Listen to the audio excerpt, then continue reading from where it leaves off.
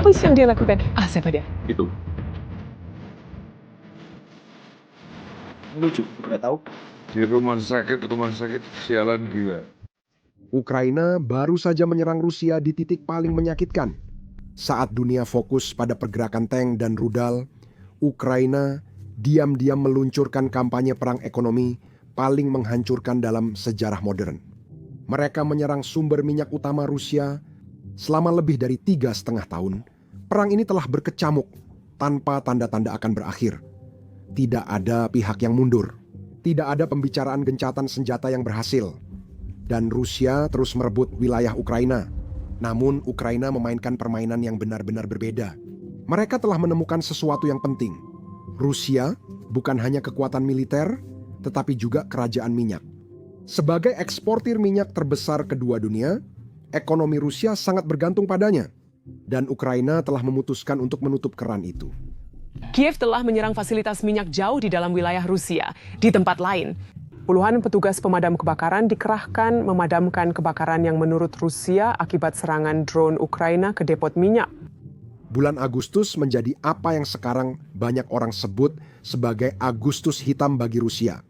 Hanya dalam 1 bulan, pasukan Ukraina menargetkan 11 kilang minyak dan 6 stasiun minyak di seluruh wilayah Rusia. Tapi ini bukanlah kehancuran secara acak. Ini adalah serangan presisi yang ditujukan untuk melumpuhkan tulang punggung ekonomi Rusia. Serangan ini mengganggu 17% kapasitas kilang minyak Rusia, angkanya mencengangkan. Kita membicarakan sekitar 11 juta barel per hari yang hilang. Sebagai gambaran, jumlah minyak itu bisa memasok seluruh negara. Topik ini kontroversial dan meski YouTube tak mempromosikannya, saya tetap akan ungkap kebenarannya. Topik-topik kontroversial biasanya ditekan oleh algoritma, kecuali jika Anda memaksanya untuk mempromosikan dengan mengklik tombol suka. Terima kasih. Kapasitas total. Kilang minyak offline, Rusia mencapai rekor tertinggi sebesar 64 juta ton. Itu 65% lebih tinggi dari perkiraan mereka untuk pemeliharaan. Namun Ukraina memilih rencana berbeda, yakni menyerang fasilitas minyak Rusia. Hampir setengah dari kerusakan ini berasal dari serangan drone saja. Ini bukan hanya bulan terburuk sejak awal perang. Ini bahkan melampaui gangguan akibat COVID-19 pada Mei 2020. Rusia harus merestrukturisasi rencana ekspor minyak dan menaikkan ekspor minyak mentah 20.000 barel per hari dari pelabuhan barat untuk menyeimbangkan. Serangan terbesar Ukraina terjadi di kilang minyak Ryazan, kilang terbesar di Rusia. Pada tanggal 2 Agustus, drone Ukraina menyerang fasilitas besar yang dioperasikan oleh Rosneft ini. Kerusakannya begitu parah sehingga setengah dari kapasitas penyulingannya langsung dihentikan. Ini bukan sekadar kilang biasa. Ryazan memproses lebih dari 260.000 barel per hari, setara 5% kapasitas penyulingan Rusia. Ukraina belum berhenti. Mereka kembali menyerang pada 5 September tanpa ampun. Tapi Ryazan itu baru pemanasan saja.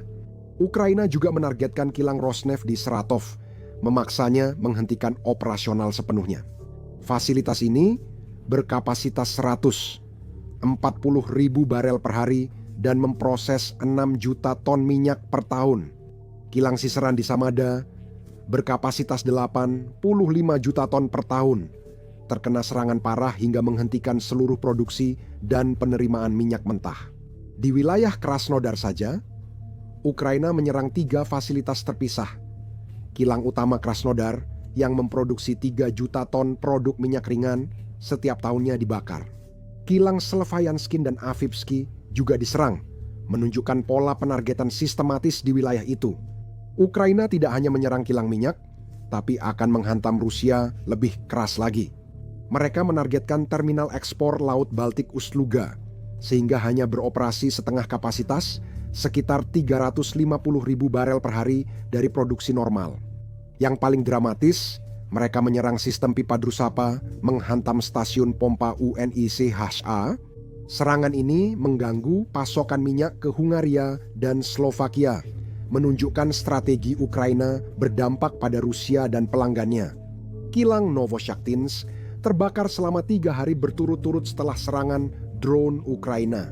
Sebagai satu-satunya kilang di Oblast Rostov dengan kapasitas 5 juta metrik ton per tahun, Kehancurannya mengguncang sektor energi di Rusia Selatan. Kilang Volgorod yang dioperasikan oleh Lukoil sepenuhnya ditutup setelah serangan drone. Kilang Novokoibushevsk menghentikan seluruh proses pengolahan minyak utama. Bahkan ladang minyak Sochi pun tidak luput, dengan 2 tangki minyak terbakar setelah serangan Ukraina. Apa yang kita saksikan bukan hanya aksi militer, ini adalah perang ekonomi dalam bentuknya yang paling canggih. Ukraina menyadari mesin perang Rusia didanai minyak dan kini secara sistematis membongkar sumber pendapatannya.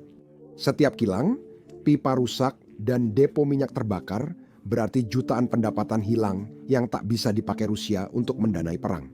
Ini adalah strategi yang tidak hanya menargetkan kemampuan Rusia untuk berperang, tetapi juga kemampuan mereka untuk membiayai perang tersebut.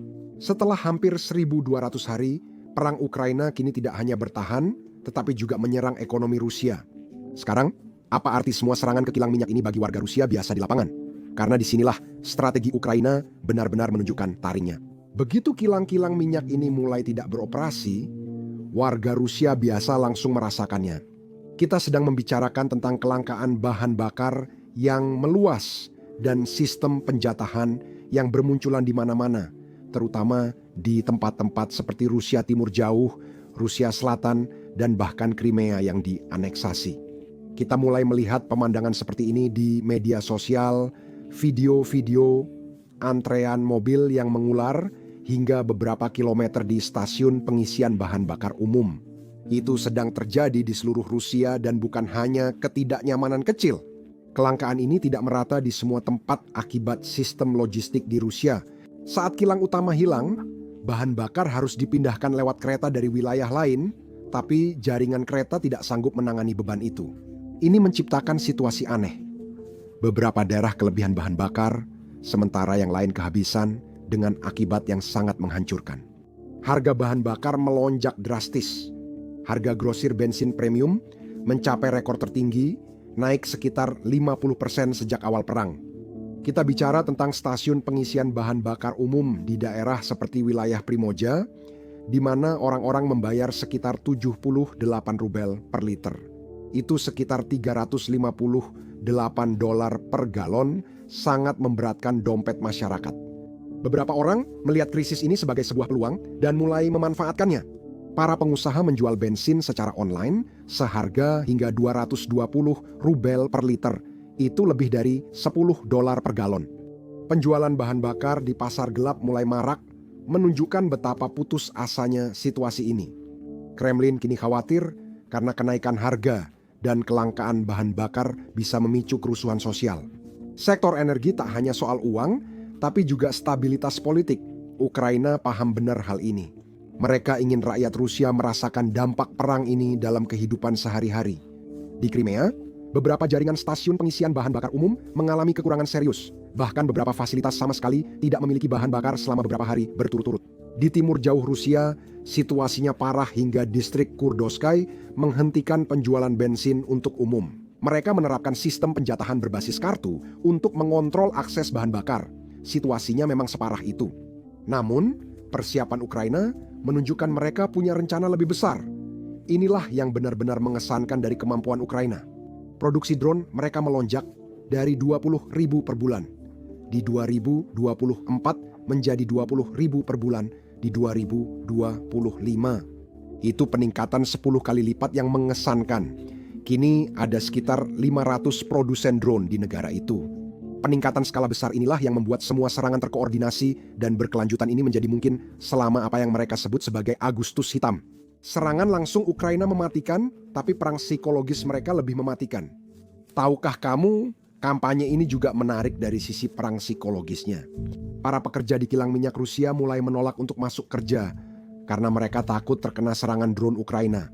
Ukraina tidak hanya merusak fasilitas, tapi juga menebar rasa takut di antara para pengelola infrastruktur penting.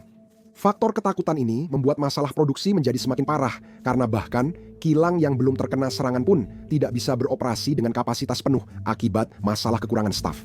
Kampanye drone Agustus ini menyebabkan krisis energi domestik terburuk di Rusia sejak konflik dimulai. Harga bensin di bursa komoditas internasional Saint Petersburg untuk bahan bakar oktan tertinggi melonjak hingga 50% lebih tinggi dibandingkan Januari 2025.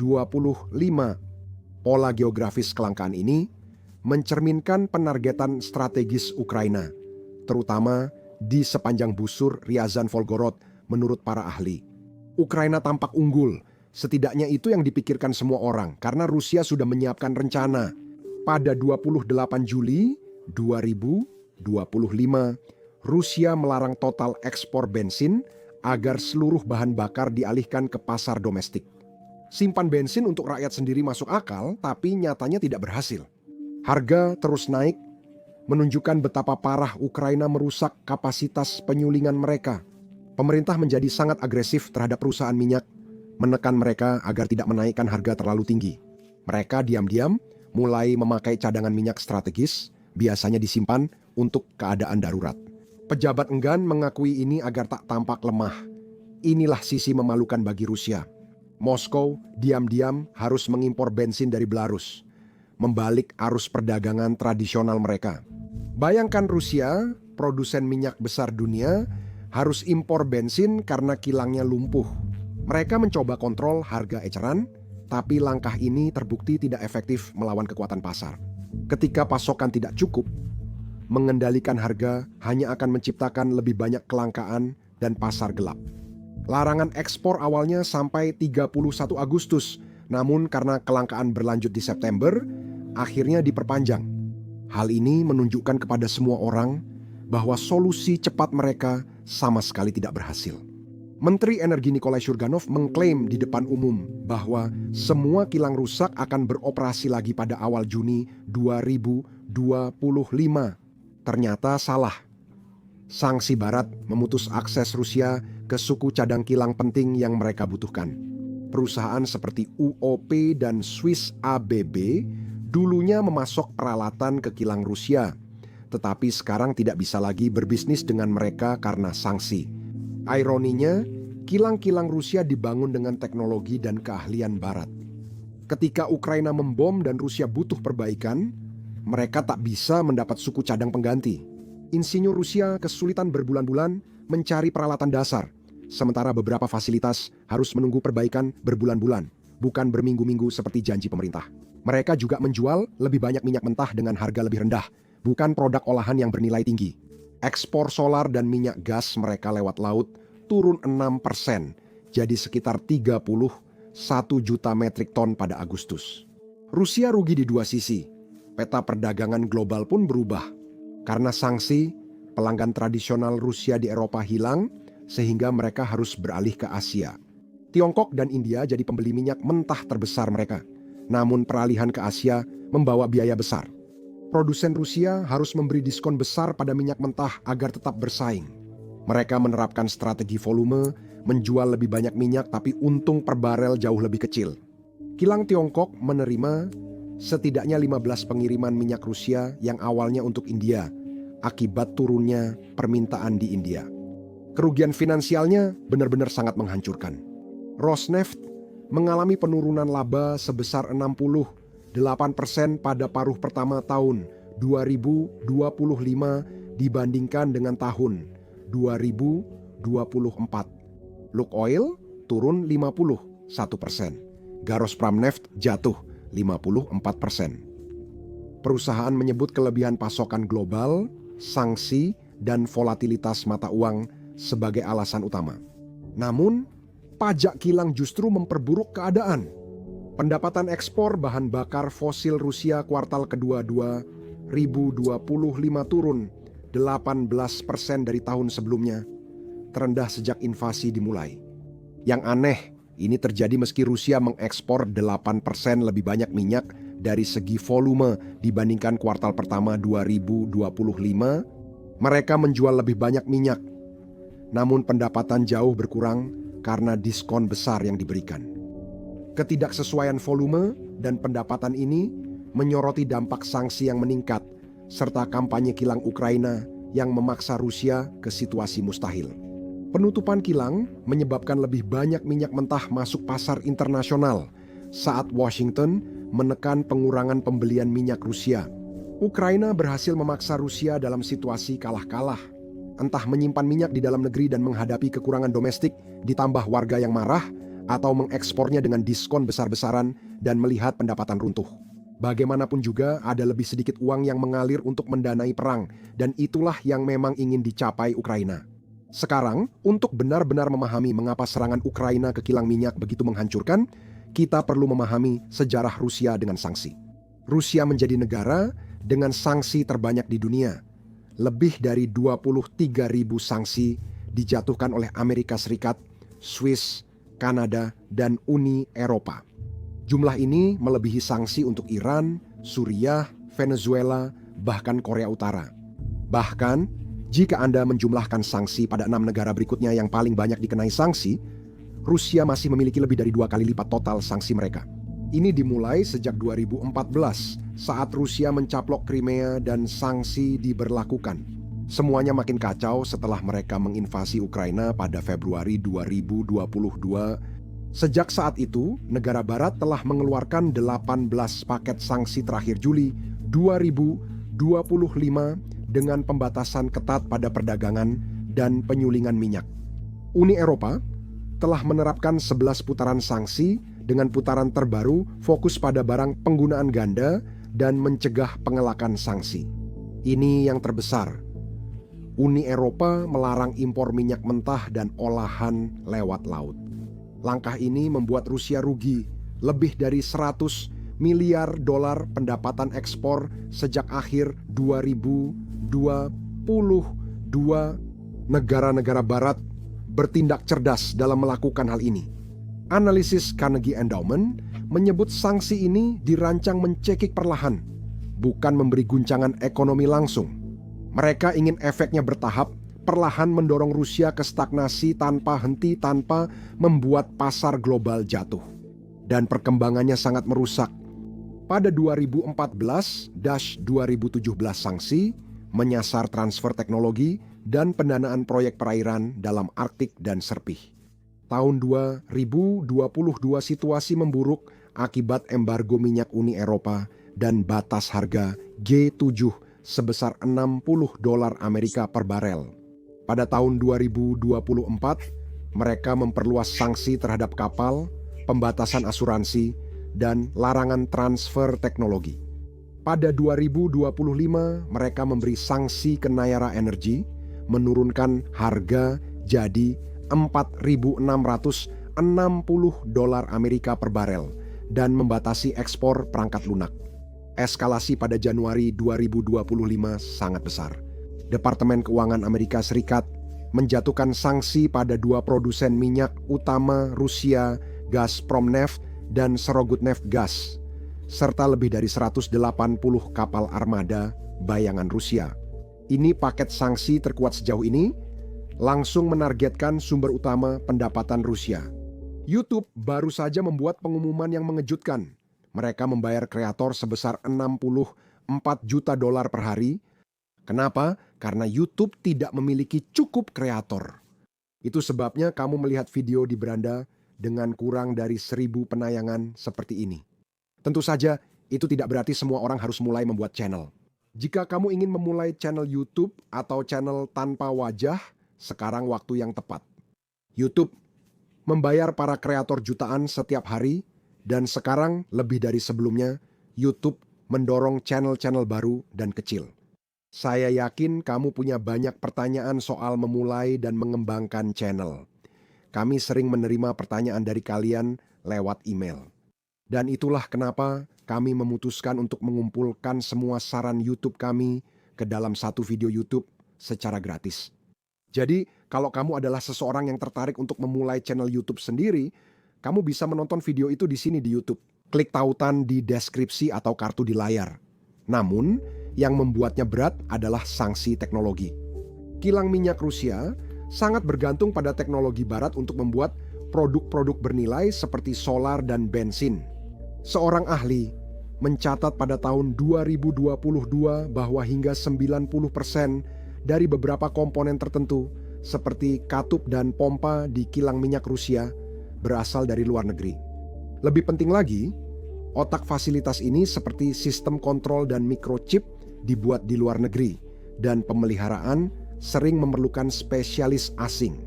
Ini menciptakan ketergantungan kritis yang kini merugikan Rusia. Peralatan rekah hidrolik, mereka menyumbang sekitar 10% dari total ekstraksi minyak Rusia. Itu sekitar 55 juta ton per tahun, dan peralatan pengganti tidak tersedia karena sanksi. Kolom distilasi penting untuk operasi kilang, tetapi unit buatan Barat memerlukan suku cadang khusus yang kini tidak dapat diperoleh perusahaan Rusia.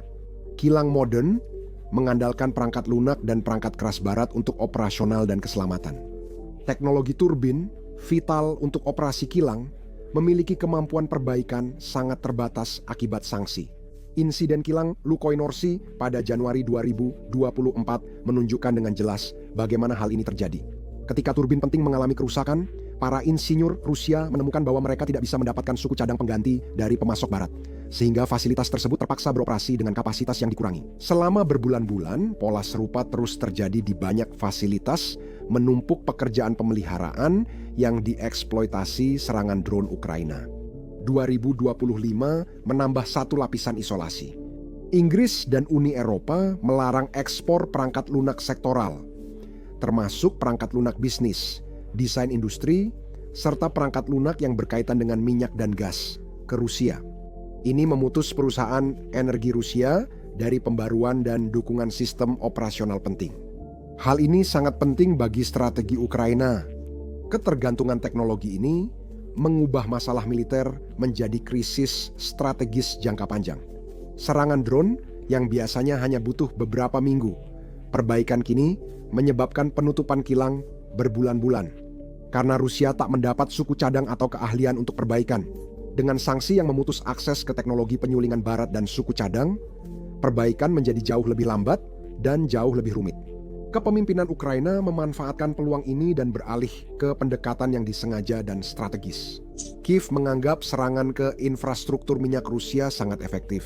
Sanksi langsung mengatasi keengganan politik sekutu Barat menerapkan tindakan lebih keras pada sektor energi Rusia.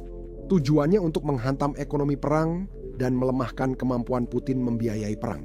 Strategi ini memanfaatkan asimetri mendasar. Meski tentara Rusia kuat, luas wilayahnya yang melintasi 11 zona waktu justru jadi kelemahan.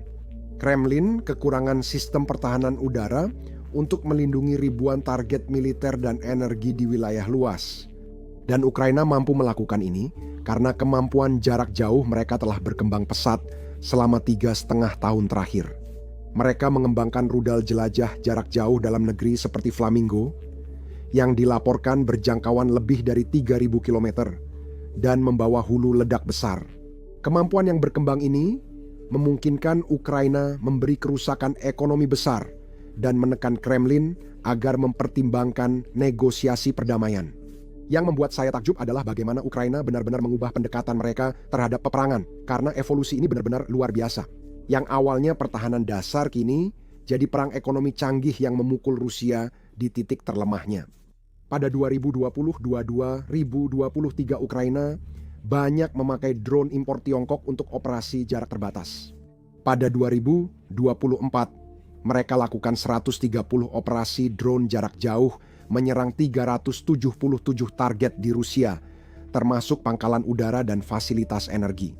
Namun, pada tahun 2025, segalanya menjadi benar-benar kacau. Ukraina sekarang memproduksi 4 juta drone setiap tahun, termasuk rudal jelajah Flamingo, canggih dengan hulu ledak besar seberat 1.150 kg. Puncak kemampuan Ukraina tampak dalam operasi jaring laba-laba Juni 2025 dengan hanya menggunakan 117 drone first person view kecil yang diluncurkan dari dalam wilayah Rusia. Ukraina merusak 41 pesawat di 4 pangkalan udara.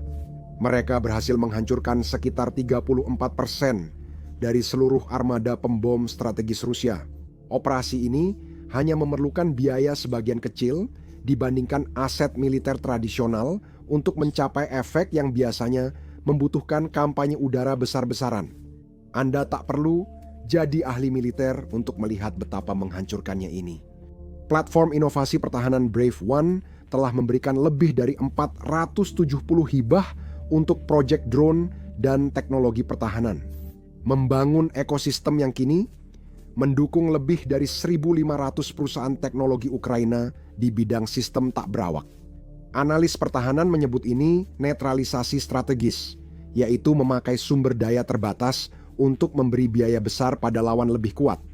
Ukraina sadar mereka tak harus menandingi Rusia secara jumlah tank atau pesawat. Cukup menyerang target yang tepat pada saat yang tepat. Sekarang, yang menarik adalah bagaimana pasar minyak global bereaksi terhadap semua kekacauan ini. Agustus 2025 dengan 17% kapasitas penyulingan Rusia berhenti, kamu pasti mengira harga minyak bakal naik tajam, kan? Tapi ternyata tidak. Harga rata-rata minyak mentah Brent di Agustus 465 dolar Amerika per barel di bawah. 75 dolar Amerika per barel. Minyak mentah Urals Rusia dijual 55 dolar Amerika per barel, tetap diskon 3 dolar Amerika, 12 dolar Amerika dari harga patokan internasional. Jadi itu menimbulkan pertanyaan, mengapa harga minyak tidak melonjak? Begini, Organization of the Petroleum Exporting Countries plus mengalami kondisi kelebihan pasokan dan negara-negara konsumen utama sedang melepaskan cadangan strategis mereka. Harga di pasar Asia naik moderat, sedangkan pasar Eropa tetap stabil berkat pasokan yang beragam. Menariknya ada di sini, armada bayangan Rusia. Pada 2025, 800 sampai 1.400 kapal diperkirakan akan mengangkut sebagian besar minyak mentah yang dialihkan ke pasar Asia. Namun, sistem ini beroperasi dengan biaya yang jauh lebih tinggi, dengan asuransi dan premi logistik yang menggerus margin keuntungan dan memaksa diskon yang lebih besar lagi pada minyak mentah Rusia. Kilang Tiongkok menunjukkan kelincahan luar biasa selama krisis, mengamankan setidaknya 15 pengiriman minyak Rusia yang biasanya untuk India setelah Amerika Serikat memberlakukan tarif. Ini menunjukkan sanksi sering hanya mengubah pola perdagangan, bukan menghilangkannya. Pembeli sensitif harga segera memanfaatkan peluang arbitrase. Ke depan, prospek strategis untuk sektor minyak Rusia menunjukkan perubahan struktural yang semakin meningkat. Oxford Economics memproyeksikan bahwa jika batas harga Uni Eropa diterapkan secara efektif, minyak mentah Urals Rusia diperkirakan mencapai dolar Amerika 476 per barel pada kuartal ketiga 2025, sedangkan Brent sekitar 80 dolar Amerika per barel pada 2026. Ini akan merugikan keuangan Rusia karena anggaran 2025 mengasumsikan harga ekspor rata-rata 70 dolar Amerika per barel. Krisis Agustus 2025 juga ungkap mekanisme arbitrase energi canggih. India menjadi importir minyak mentah Rusia terbesar lewat laut, menangani sekitar 500-911 juta barel per hari. Itu setara 40% kebutuhan minyak mereka dan menciptakan kerentanan yang dimanfaatkan kampanye Ukraina. Pemerintahan Trump menekan India dengan tarif 50% pada impor Amerika Serikat untuk memaksa New Delhi mengurangi pembelian minyak Rusia hingga 15 juta barel per hari. Ini langsung membuka peluang pasar bagi penyuling minyak Tiongkok. Tapi inilah dilemanya, secara ekonomi terlalu menguntungkan untuk diabaikan. India telah menghemat sekitar 12,6 hingga 17 miliar dolar selama 39 bulan melalui pembelian minyak mentah Rusia dengan harga diskon dengan harga pendaratan rata-rata 23 hingga 13 dolar Amerika, lebih rendah per barel dibandingkan pasokan alternatif. Penghematan ini merupakan manfaat fiskal yang sangat besar, yang sangat enggan dilepaskan oleh New Delhi, meskipun ada tekanan diplomatik yang besar. Pencapaian Ukraina luar biasa. Meski kalah persenjataan dan kekurangan permintaan, mereka berhasil mengubah situasi jadi keuntungan strategis. Dengan memadukan inovasi teknologi, presisi taktis, dan pemahaman ekonomi Rusia, mereka menciptakan model baru perang asimetris. Itu memaksa salah satu militer terbesar dunia terus bereaksi, bukan bertindak. Kampanye kilang menunjukkan konflik modern kini bukan sekadar wilayah atau kekuatan militer, tetapi juga mencakup rantai pasokan, ketergantungan teknologi, dan tekanan ekonomi. Ini adalah era peperangan baru, di mana kekuatan yang lebih kecil dan lebih gesit dapat memberlakukan biaya yang tidak seimbang pada lawan yang lebih besar, menargetkan kerentanan pada waktu yang tepat. Dampaknya masih berlanjut di pasar energi global, hubungan dagang, dan strategi militer dunia. Bagaimana masa depan peperangan ini akan berlangsung? Hanya waktu yang bisa menjawabnya.